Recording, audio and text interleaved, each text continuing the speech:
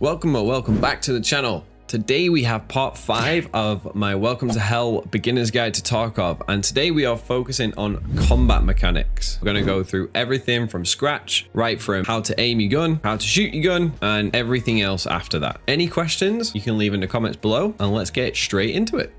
Okay, we are back in Offline Factory, so let's go through the absolute basics first. So the first thing is how to swap weapons. Now this is 1, 2, and 3 on your keyboard above your W, Q, and E keys. Now by default, your pistol is on 1, your primary weapon is on 2, and your secondary is on 3. So you can just tap the buttons to swap between that. Because I used to play Destiny, I've swapped them round, and I actually have my pistol on number 3 because that's the weapon I use the least. And just this wipe, you can actually double tap your pistol slot to bring out your pistol even faster. Now it's only marginally faster, but sometimes it can make a difference if you're fighting scavs or something like that. Now a really important one is the shoot button, which is just left trigger. And to ADS, that's going to be your right mouse button. Now by default, this is actually set to toggle. Those of you who come from games like Call of Duty or Destiny, that's a hold function. So I've changed it to that, but that can have a knock-on effect to some of the other default keybinds for changing scope. So it is worth noting. And you can do that in the controls by going to aim and changing that to continuous instead of press. The reload button is on R. By default, you can also do an emergency reload, which is where you double tap R and that's going to drop your mag and you're going to swap your mags faster. I have that completely disabled because the game is waiting to see if you're going to double tap reload before it does your regular reload. It can create a delay when reloading, which can sometimes be a problem and accidentally make you drop your mags when you don't want to. So I've completely unbound that, but that's totally up to you. You can also bind it to a completely different key if you really want to. Now, a huge thing to remember is that you need to leave space to reload. Otherwise, you're going to drop your mags. As you can see, my rig is currently full of magazines. If I press reload now, that empty mag has got nowhere to go. So I put a mag in from my rig, but the other magazine is on the floor. So if you want to avoid dropping mags, so if we drop this AK mag, now when we reload, that mag is going to go into your rig and then be replaced by a full one. The game is kind of smart with reloads as well. It will typically put the next full mag into your gun or one that's been recently topped up. So say if you have 3 full mags and 1 half empty mag in your rig, it won't put the half empty mag in until you've used the 3 full mags. Okay, I forgot to record this section at home, so we're in a new location on a new map.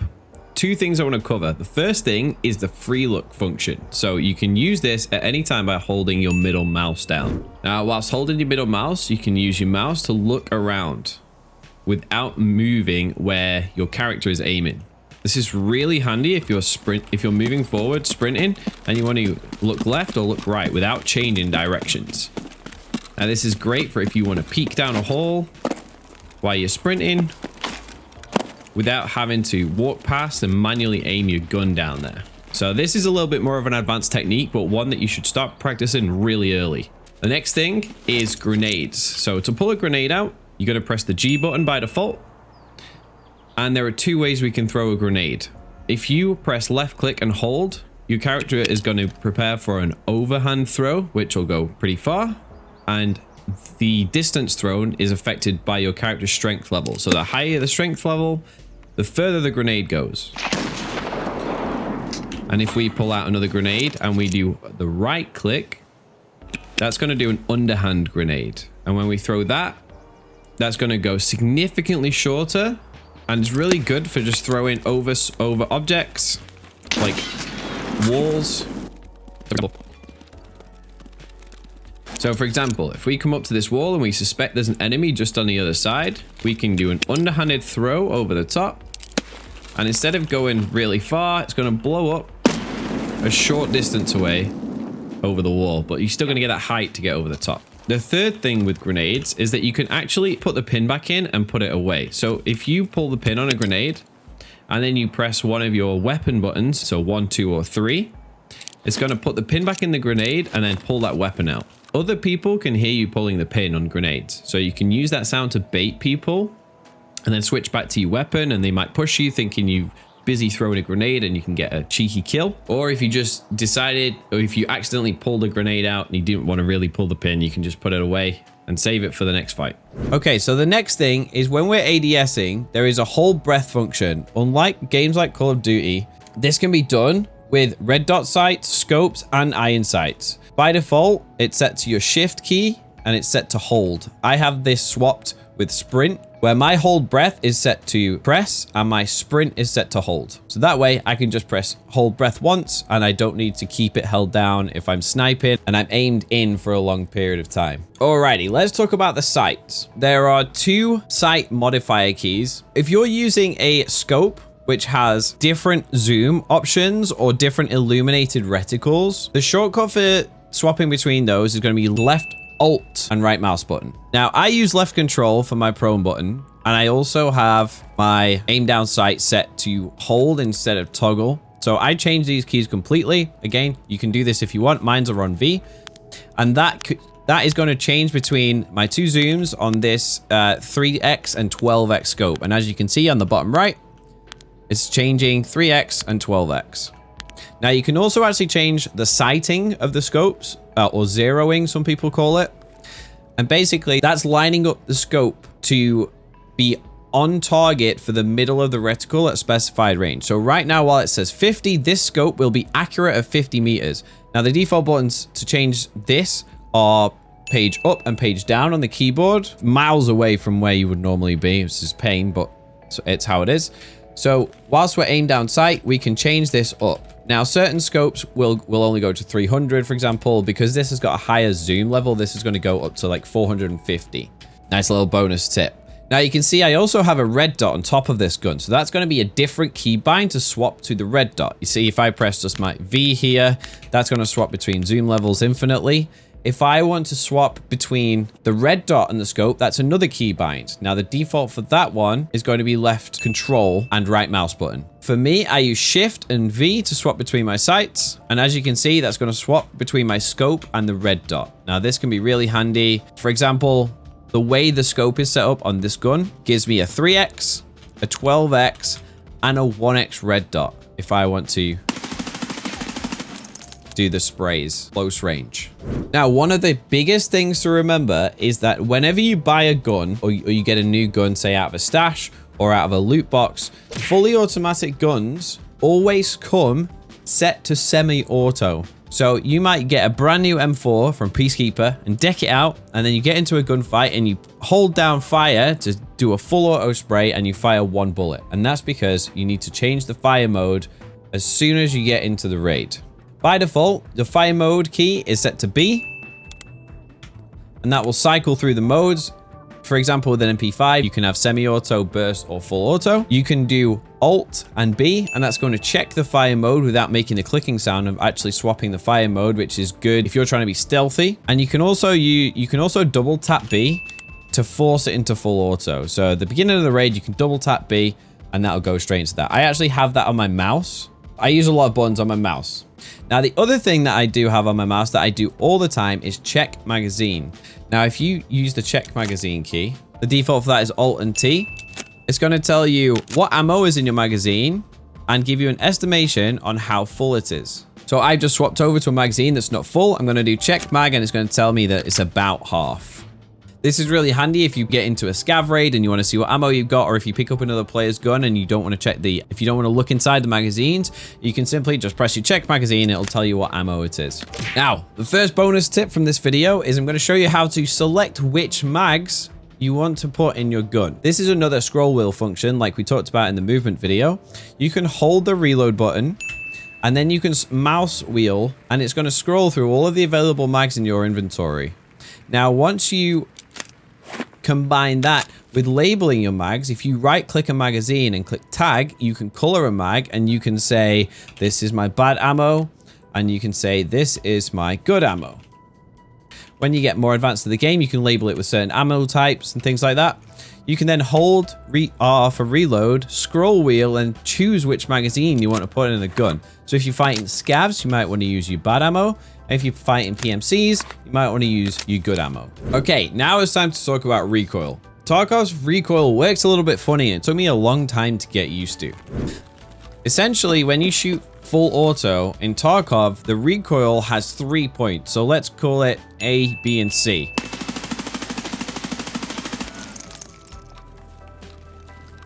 Now, A is going to be the point where you were ADS'd when you started shooting. Then the recoil is going to go up and up and up for a few rounds, and it's going to reach point B. When it reaches point B, auto recoil control by your PMC kicks in and then starts pulling down slightly. And then point C is going to be the middle of this recoil pattern where most of this 30-round spray hits on the wall. Now that means that when you're trying to control recoil, if you do nothing at all, so if I hold my mouse here, it's going to go up, and then it's going to come down again. And you can see the majority of the bullets are hitting in the middle. So to control that recoil, you actually have to pull down and then back up again to try and get all of those bullets in roughly the same area. Which leads me on to the next point. Because of the way this recoil works, burst fire is not very good in Escape from Tarkov. Because every time you press fire, you're going to get the maximum amount of recoil that gun has to offer. Whereas if you full auto, it's going to, that auto recoil control is going to kick in and give you the control after that first initial spray. Just like most games, crouching and proning will reduce your recoil spread at the sacrifice of movement. Now, unlike any other game I've ever played, Tarkov, instead of what is traditionally called hip fire, uses something called point fire. Now, what I mean by point fire is that your character is actually aiming in this ready stance. And point fire is extremely useful in Tarkov as it's actually really accurate. If we compare it to the spray patterns we've had from earlier, you can see the spray is just not that much larger than having it aim down sight, but you don't get the visual shake and you're not trying to chase the red dot around keeping it on target.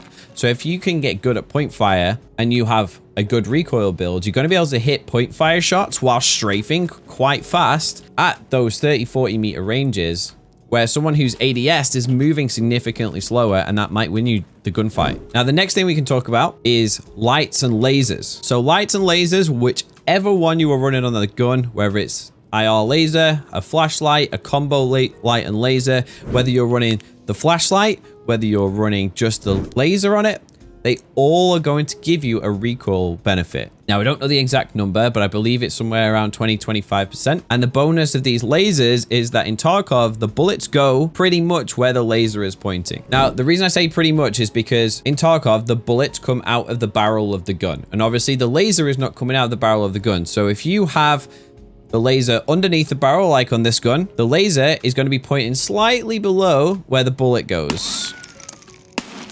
Not a massive amount, but a slight amount. If you put the laser on the left or the right, it's going to do the same thing. The laser is going to be slightly off center. However, I always run my lasers either on the bottom of my gun or on the right side of my gun. So if I'm trying to peek around an object, the object is not going to catch the laser or the flashlight and block it. As you can see here, the laser is going around the barrel.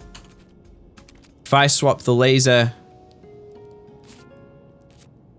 to the left side and I'm trying to aim round the barrel, you can see that even though the shots are going round the barrel, the laser is actually stuck on the barrel. Wherever you do end up putting your flashlight or laser on your gun, try and keep it consistent. That's going to build up muscle memory on where to aim at a player using a laser for point fire. All right, so we're just in the shooting range. We bought a really cheap fence AK and put a big mag in it that has a really high chance to feed. So a big 75 round mag. And what we're going to do is just try and force a malfunction so I can show you how to fix it.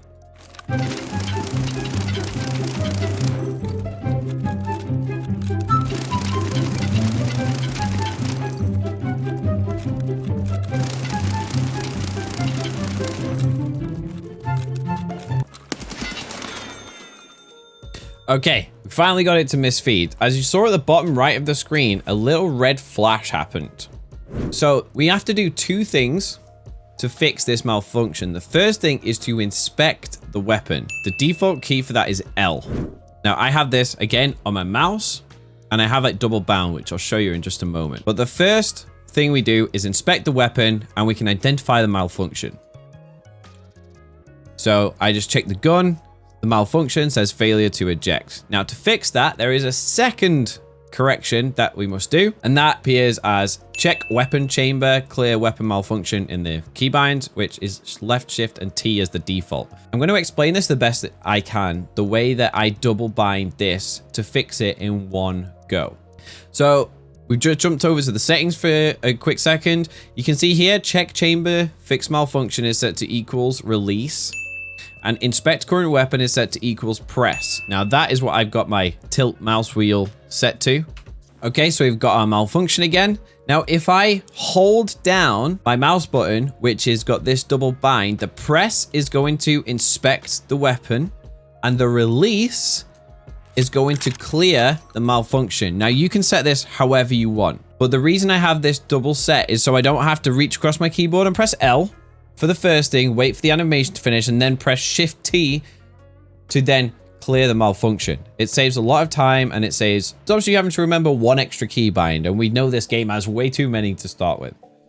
Okay, the last thing I want to talk about before we go into some bonus tips is what we refer to as magging up, which basically refilling your mags in the raid with ammo that you got stashed in your secure container. Now, in most games that I've played, you have an infinite number of magazines and you never need to worry about anything to do with magazines. In this game, it's hyper realistic. In this game, it's very much like a military simulator. You have the amount of mags that you bring in. If you drop your mags, you lose them. And when the mags are empty, you have to manually refill them. So for example, if we just mag dump this M4 and then we reload to a fresh mag, we now have an empty mag in our inventory. And we also only have 29 rounds in this mag because the chamber was empty. So it loaded one round from the mag into the chamber. So these 30 rounds that we have loose, these you can take these in your secure container. That's not a problem. And you have to manually load them in, one bullet at a time. Now there is a skill related to this called mag drills. And as you level up your mag drills, which it's handy to know is actually emptying mags and refilling mags in raid, that's going to get quicker and quicker. Some magazines do have a modifier on how fast or slow you can pack them. So some of the sort of PMag plastic style mags will have a slightly faster filling speed or than some of the 60 rounder mags.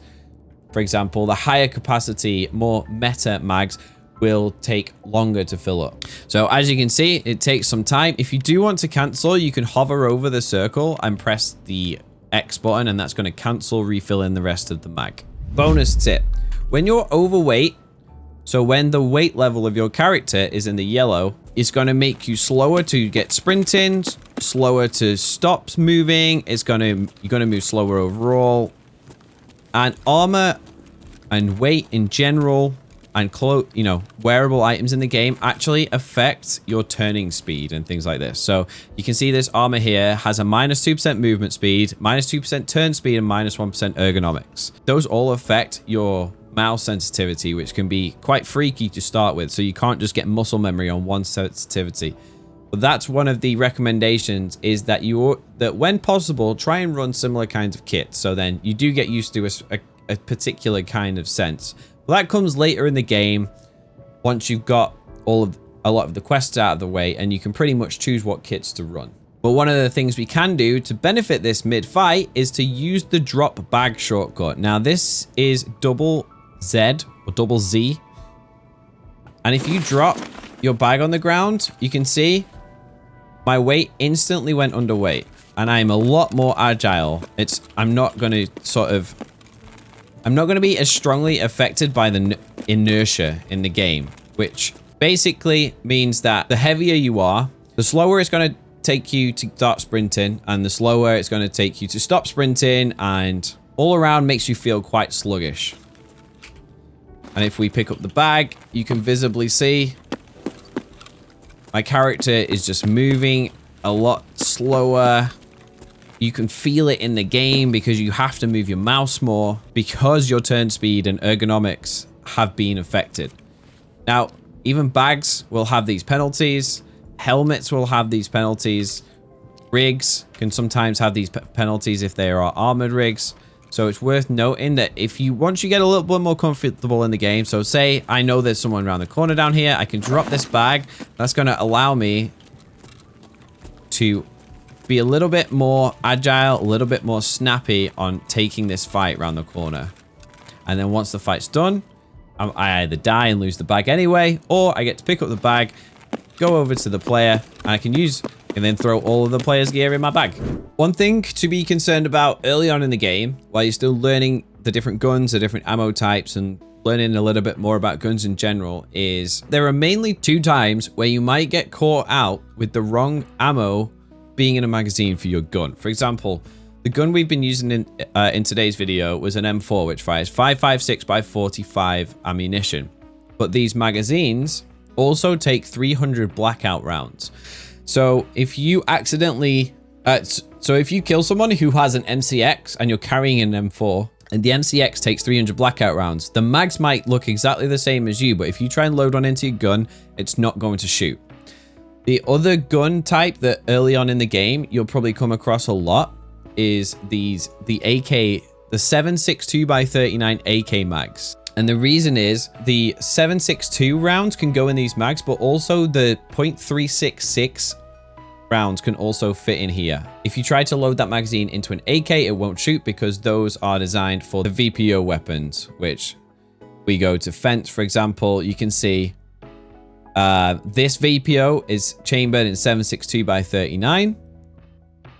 However, this VPO here is chambered in the 366 TKM, and all of those rounds will fit in the same mags. So as you learn in the game, you'll get used to this, but just keep an eye out that you make sure, if say for example, if you're running a scav gun and you're taking mags off scavs, just remember, try not to pick up the wrong ammo types for the gun that you're carrying. Otherwise, you might reload, go to shoot, and nothing comes out of your gun and you lose the fight. Another bonus tip for you.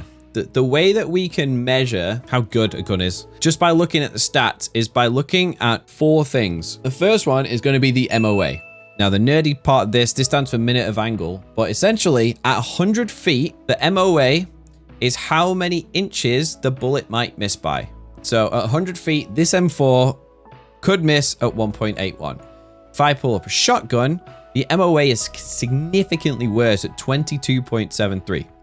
Now, the higher this number is, the less accurate a gun is going to be. If you're trying to take a sniper rifle, you can see here, this is 0.74. The next thing to look at is the recoil value. Now, unlike some games, the recoil value, even though it's displayed as vertical and horizontal, can only be adjusted as a whole percentage. So if we look at the front grip on this gun, this gives us a -3% recoil benefit. So you can see it's not split into vertical and horizontal, but the amount of recoil, the lower these numbers are, the better. So for example, if we take this grip off, you can see it gives us +4 to vertical and +11 to horizontal.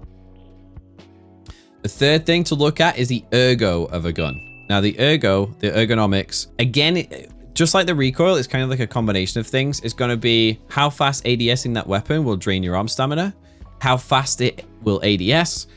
I believe there's an element of weapon sway in there as well. But this ties into the fourth thing, which is weight. Weight, which you can see at the top right hand side, has been shown to have a similar effect to gun handling as the ergo. So if you really want to get nerdy about your attachments, you can compare ergo values of certain barrels, for example, compare the weights.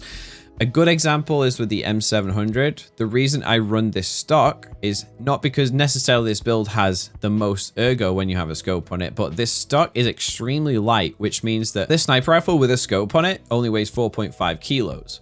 Whereas if you were to use a different kind of stock on this weapon, it could go up to 6 kilos, but have a higher ergo rating, but the effect might not be what you expect. So the weight is a good thing to keep an eye on. As we progress through the wipes, and as you get better at the game and start killing more people and finding weapons, you'll start picking out certain weapon attachments that are meta weapon attachments, whether that's front grips, rear grips, barrels, suppressors, handguards. And you know that those things, you want to loot those in raids, or if you have them, you want to put them on your guns to get the most out of it. I will do a whole video on how to build guns, but this is just some quick tips for now. Last bonus tip I want to talk about is height over bore. As I mentioned earlier, in Tarkov, the bullets come out of where the barrel is, not where you're looking through the scope. As you can see on this gun, the scope is above the barrel, and then we have a red dot that's even higher on top of that. So if we get behind this barrel here, and what I'm going to do, I'm going to adjust my crouch height where I can see through the scope over the barrel, and I'm going to shoot. But because the barrel is lower than the scope, it's not actually reaching over the barrel, and we're going to hit the barrel. And this is even further accentuated with this red dot. You see the red dot looks like it's completely clear over the barrel, but the bullets are hitting the top of the barrel. So if you are using things like adjustable height, or you're trying to shoot over things and you're not understanding quite why your bullets aren't hitting, they might be hitting the object directly in front of you because of this height over bore issue. And tying this in with the sighting range of scopes. So if a scope is sighted in for 50 meters and you're less than 50 meters away, this height over bore is going to mean you're shooting a little bit low. So you might be aiming at a scav or a player's head at close range and might be hitting them in the thorax, which might be why you feel like you're missing some of your headshots. If you made it this far, thank you so much for watching. I hope you learned at least one new thing, hopefully a few, and you'll be a little bit more confident the next time you hop into a raid in Tarkov. If you haven't already, please like the video and hit the subscribe button, turn the bell on, and that way you can be notified when the next video goes live, and I'll see you on the next one.